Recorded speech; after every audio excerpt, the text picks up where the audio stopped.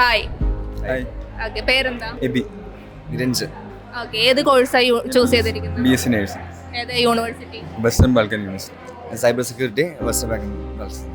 Okay, അപ്പോൾ ഈ course choose ചെയ്യണമെന്ന് വിചാരിക്കാനുള്ള കാരണം എന്താ? ഫസ്റ്റ് ഓഫ് ഓൾ ഇത് പപ്പ കുറച്ച് സെർച്ച് ചെയ്തായിരുന്നു, അവരുടെ ഫ്രണ്ട്സൊക്കെ റെക്കമെൻഡ് ചെയ്തായിരുന്നു. നല്ലൊരു യൂണിവേഴ്സിറ്റി വെസ്റ്റേൺ ബാങ്ക്, പിന്നെ സ്റ്റഡി ലിങ്ക്സ് നല്ലപോലെ പ്രൊവൈഡ് ചെയ്യുന്നുണ്ട്, നല്ല ഫെസിലിറ്റീസ് ആണ്.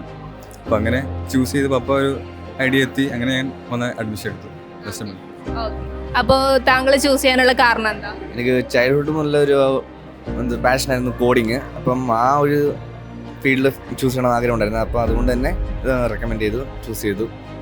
ഓക്കെ, അപ്പോൾ ഇതുപോലെയുള്ള റെയർ കോഴ്സസ് പുറത്തു പോയി പഠിക്കുന്ന സ്റ്റുഡൻസ് എന്ന് പറയുന്നത് വളരെ കുറവാണ് അല്ലേ? അപ്പോൾ അവർക്ക് കൊടുക്കാനുള്ള അഡ്വൈസസ് എന്താണ് നിങ്ങൾക്ക്?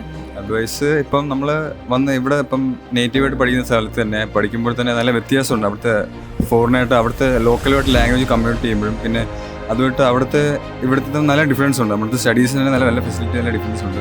ഇവിടെ തന്നെ ആകുമ്പം നല്ല ഡിഫറൻസ് ജനറേഷൻ കുറവാണ്. അവിടെ 4th ജനറേഷൻ കമ്മ്യൂണിറ്റിയിലാണ് അവിടെ ഇപ്പം ബാക്കപ്പ് ചെയ്യുന്നത്. അതൊക്കെ വെച്ചും നല്ല അഡ്വാൻറ്റേജ് ആണ് ഫ്യൂച്ചറിൽ നമ്മൾ ഭാവിയിൽ പോകുന്നത്. അപ്പോൾ വീട്ടിൽ ഈ കോഴ്സ് പഠിക്കണം, പുറത്ത് പോയി തന്നെ പഠിക്കണം എന്നൊക്കെ പറഞ്ഞപ്പോൾ എന്തായിരുന്നു അവരുടെ response?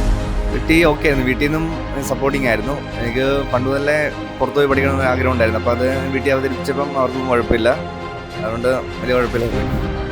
Thank you so much.